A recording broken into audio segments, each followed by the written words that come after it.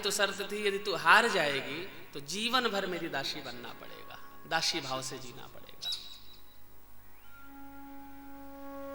शर्त क्या रखी कि देखो देखो सूर्य भगवान के घोड़ों का रंग काला है। कद्रू ने कहा, विनीता ने कहा नहीं बहना, सूर्य तो ज्ञानवान है, ज्ञान के पुंज हैं, इसलिए सूर्य के घोड़ों का जो रंग है ना वो श्वेत है, सफेद है। जब सर्प शाम को आए अपनी माँ के पास तो माँ ने सारा वृतांत कहा, कद्रू ने सारा वृतांत कहा कि मैंने तो विनीता से शर्त लगाया बेटा कि सूर्य के घोड़ों का रंग काला है। सर्पों ने कहा माँ रंग तो सफेद ही है सूर्य के घोड़ों का रंग, फिर बेटा क्या मुझे जीवन भर दासी भाव से जीना पड़ेगा? सर्पों ने कहा चिंता मत करो, सूर्य उदय से पहले हम घोड़ों के रंग को काला कर देंगे। बड़े बड़े भुजंग काले नाग उड़ते हुए गए, सूर्य के घोड़ों पर लिपट गए। और जैसे सूर्य निकला तो कद्रू ने विनीता से कहा अरे विनीता देख सूर्य के घोड़ों का रंग काला है, अब तू मेरी दासी बन करके दासी भाव से मेरे साथ जीवन यापन कर। विनीता महारानी जो गरुण जी की माँ है वो दासी भाव से बेसारी जीवन यापन करने लगी। गरुण जी तो भगवान के समीप सेवा में संलग्न थे। अब तो गरुण जी भी दासी भाव से ही रहने लगे। एक दिन गरुण जी को अच्छा नहीं लगा और गरुण ने अपनी माँ से पूछा, माँ मेरे में इतना पौरुष होते हुए भी सर्प मेरी पीठ पर बैठ जाते हैं, आखिर क्या कारण है? जो कि गरुण तो सर्प का भक्षण करता है। तब विनीता की आंखों में आंसू आ गए, बेटा मैं शर्त हार चुकी हूं, दासी भाव का जीवन जी रही, इसलिए तू भी दास है। अदासत्व भाव में तो जो भी स्वामी कहेंगे स्वीकार करना पड़ेगा। मां तू ये बता कि दासी भाव से कैसे हमें बंधन मुक्ति मिले, मुक्ति कैसे मिले?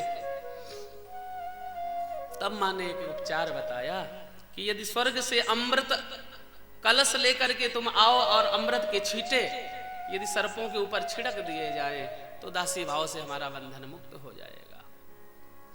गरुड़ भगवान बोले, मां विश्व का, संसार का, त्रिभुवन का ऐसा कोई कार्य नहीं जो तेरा बेटा ना कर सके।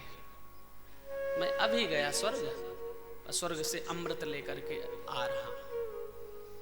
जैसे गरुड़ जी स्वर्ग पर अमृत कलश को लेने के लिए उद्यत हुए, समस्त देवता युद्ध में करने के लिए तैयार हो गए। गरुड़ जी ने कहा, सुनो देवताओं, मुझे अपने मां को बंधन मुक्त करना है, इसलिए त्रिभुवन का कोई भी देवता आ जाए, आज मैं युद्ध में उसको परास्त करूंगा और अमृत ले जाऊंगा।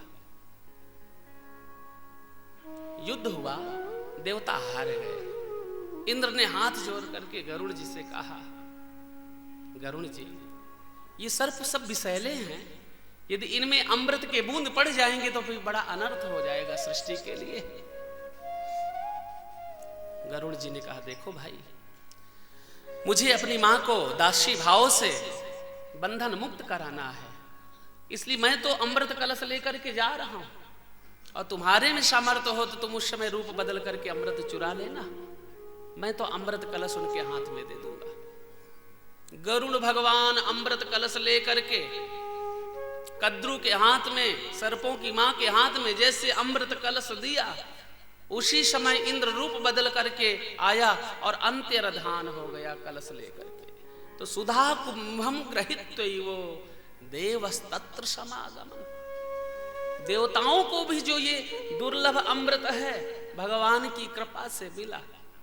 इतना देव दुर्लभ अमृत परीक्षित के लिए देवता लोग लिए स्वर्ण कलश को लेकर के दौड़े चले आए। परीक्षित को पान कराएं अमृत का गुरुदेव, और इसके बदले कथामृत हमें पान कराएं। तब सुखदेव जी को हंसी आई कि देखो इस अमृत के लिए देवताओं को कितना परिश्रम करना पड़ा, और इस कलयुग के प्राणी के लिए ये अमृत लिए ऐसे तरस रहे हैं कि जैसे अमृत बिल्कुल साधारण वस्तु हो। अमृत कलश लेकर के देवता जब आए परीक्षित की सभा में, सुखदेव जी ने मना कर दिया तो देवताओं को बड़ी चिंता हुई और देवताओं ने कहा देखो देखो बड़ा मजाक हुआ हमारा। ब्रह्मा जी से बोले, ब्रह्मा जी ने कहा देखो इस कथा का, इस भागवतामृत का प्रभाव देखिए। 7 दिन बाद पता चला कि परीक्षित को सदगति मिल गई। जैसे परीक्षित को सदगति की सूचना मिली तो देवता लोग सत्यलोक पर ब्रह्मा जी के समीप बैठे ही थे। तब चिंतन किया कि भागवत कोई साधारण ग्रंथ नहीं, भगवान का पावन विग्रह है। भगवान का मूर्तिमान विग्रह श्रीमद् भागवत है। इसलिए देव दुर्लभ श्रीमद् भागवत की कथा और आप सब लोगों को, मनुष्य को कितनी सुलभ है। इसलिए श्रीमद् भागवत की कथा, तब कथामृतम तप्त जीवनम, ऐसी अमृतमयी कथा श्री सुखदेव जी ने परीक्षित को श्रवण कराई। तो ऐसी अमृतमयी कथा को आज हम सब लोग सुनने के लिए आतुर हैं, विराजमान हैं कि तव कथामृतम तप्त जीवनम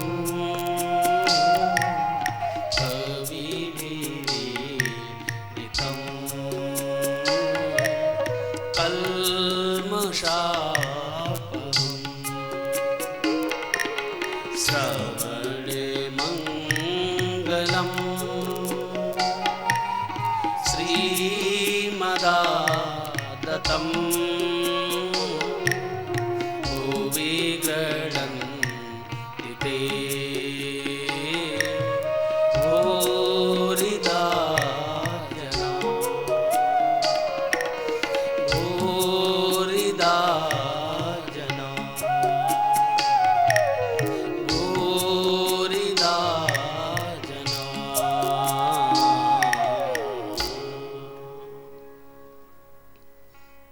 कथामृतम तप्त जीवनम। जीवन के कलमश को नष्ट करने का सरल साधन है श्रीमद् भागवत की कथा, श्री हरि कथा। और उसी श्रीमद् भागवत की कथा श्रवण करने के लिए आप सब लोग विराजमान हुए। महात्म धारा की मधुरमयी कथा आप सब लोगों ने सुनी। अब आइए हम सब लोग पुनः भागवत में प्रवेश करते हुए भागवत की यात्रा में अंतर्मुख हो। बोलिए श्रीमद् भागवत महापुराण की जय। श्रीमद् भागवत में मैंने कल भी कहा था कि 12 स्कंध, 335 अध्याय और 18,000 श्लोक की संहिता का नाम ही श्रीमद् भागवत है। पुराणम ब्रह्म संहिता, इसको ब्रह्म संहिता भी कहते हैं। जब वेद व्यास ने श्रीमद् भागवत की रचना करी, जिन्होंने 17 पुराण, 4 वेद, 6 शास्त्र और 18वें पुराण की जब रचना करने का समय आया तो व्यास माने विस्तार, जिसने जीवन में शास्त्रों का विस्तार किया हो वही व्यास। तो व्यास जी ने सोचा, चिंतन किया कि देखो देखो ये कलयुग के प्राणी हैं, बड़े चतुर हैं। यदि मैंने भागवत में राम की वंदना करी तो राम भक्त कहेंगे देखो भागवत तो राम परक ग्रंथ है। यदि मैंने भागवत में कृष्ण की वंदना करी तो कृष्ण भक्त कहेंगे ये कृष्ण परक ग्रंथ है, कृष्ण भक्तों का ग्रंथ है। यदि मैं शिव की वंदना करूंगा तो शैव्य जितने शिव भक्त हैं वो कहेंगे देखो देखो हमारे इष्ट की कथा है, हमारे इष्ट का ग्रंथ है। रामम परम धीमहि नहीं कहा श्रीमद् भागवत में, कृष्णम परम धीमहि नहीं कहा, शिवम परम धीमहि नहीं कहा, देव्याम पराम धीमहि नहीं कहा।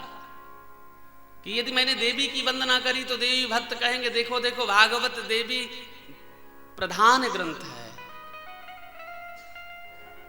भागवत में तो यदि वंदन किया तो केवल सत्य स्वरूप परमात्मा का वंदन किया है। सत्यम परम धीमहि। श्रीमद् भागवत में सत्य, परम सत्य की महिमा का वर्णन है और सत्यम परम धीमहि, सत्य स्वरूप परमात्मा को हम सब लोग वंदन करते हैं। व्यास जी ने सोचा कि यदि मैं सत्य की वंदना करूंगा तो सत्य से राम भी प्रेरित हैं, सत्य से कृष्ण भी प्रेरित हैं, सत्य से शिव भी प्रेरित हैं, सत्य से देवी भी प्रेरित है। ये कलयुग के प्राणी नहीं कि 1 महीना तक हनुमान जी की पूजा करी, कोई संकट आया, महीने में काम नहीं पूरा हुआ, ब्राह्मण ने कहा था 31 दिन तक सिंदूर चढ़ाना, दीपक जलाना, और कार्य नहीं सिद्ध हुआ तो देवता रिजेक्ट और दूसरा देवता सिलेक्ट। बोलो राधे राधे। अब क्या करें? अरे भैया हनुमान जी से काम नहीं हुआ तो चलो भैरव बाबा के पास चलो। भैरव की साधना करी, जब भैरव से काम नहीं बना तो बोले इस देवता में भी कोई दम नहीं, फिर चलो चलो देवी जी की पूजा करेंगे। अरे भाई, जो मन हमारा भटक रहा है ना, यदि कार्य करना होगा तो एक ही व्यक्ति के द्वारा कार्य हो जाएगा, और यदि कार्य नहीं बनेगा तो तुम रोज देवता बदलो, कुछ होने वाला नहीं। यहां तो मन का विश्वास। इसलिए श्रीमद् भागवत में राम की, कृष्ण की, शिव की, देवी की नहीं अपितु सत्यम परम धीमहि, सत्य की वंदना कही गई। 3 श्लोकों में वेद व्यास जी ने श्रीमद् भागवत का मंगलाचरण किया। कल का मंगलाचरण आप लोगों ने सुना था। श्रीमद् भागवत के महात्म का पद्म पुराण अंतर्गत मंगलाचरण हुआ। अब श्रीमद् भागवत के अंतर्गत श्री वेद व्यास ने 3 श्लोकों में मंगलाचरण किया। 3 श्लोकों में क्यों किया? क्योंकि भूत, भविष्य और वर्तमान में कोई संकट ना आवे, कथा के पूर्व भी संकट ना आए, कथा के मध्य में भी कोई विघ्न ना आए, और कथा के विश्राम में भी कोई संकट ना आए। इसलिए 3 श्लोकों में श्रीमद् भागवत का मंगलाचरण किया गया। पहले श्लोक में सत्य की वंदना की, दूसरे श्लोक में धर्म की वंदना करी, और तीसरे श्लोक में अमृत फल की वंदना करी। तो देखिए, सत्य रूपी बीज से धर्म रूपी वृक्ष तैयार होता है, और धर्म रूपी वृक्ष से अमृत रूपी फल प्रकट हो जाता है। सत्य के बेल में अमृत के ही फल लगते हैं, और अधर्म के बेल में कभी अमृत के फल नहीं आते। इसलिए 3 श्लोक में मंगलाचरण किया कि जन्माद्यस्य यतोऽन्वयादितरतश् चार्थे स्वभिज्ञः स्वराट् तेने ब्रह्मोरदाय आदिकवये मुह्यन्ति यतो शूरयः तेजो वारिमृदां यथा विनिमयो यत्र त्रिसर्गो मृषा धाम्ना स्वेन सदा निरस्ति कुहकं सत्यं परम धीमहि। जन्मादि यस्य यतः मंगलाचरण हुआ। पहले श्लोक में व्यास जी ने जन्मादि यस्य यतः अनवयाद तरतः स्वभिज्ञः स्वराट, यानी जन्मादि यस्य यतः, जन्म से पहले, जन्म के समय, जन्म के बाद, जन्म से पूर्व, जन्म के मध्य में और जन्म के बाद जिस परमात्मा की सृष्टि ओत प्रोत रहती है, जो परमात्मा तीनों काल में ओत प्रोत रहता है, ऐसे जगत पिता परमात्मा चार्थे स्वभिज्ञः स्वराट। स्वराट माने अपने स्वरूप में निहित रहना। भूत, भविष्य, वर्तमान तीनों कालों का निर्माण करने के बाद भी परमात्मा अपने स्वरूप में निहित रहता है। बोलो राधे राधे। तेने ब्रह्महृदाय आदि कवये। आदि कवि, आदि कवि, आदि कवि माने ब्रह्मा जी।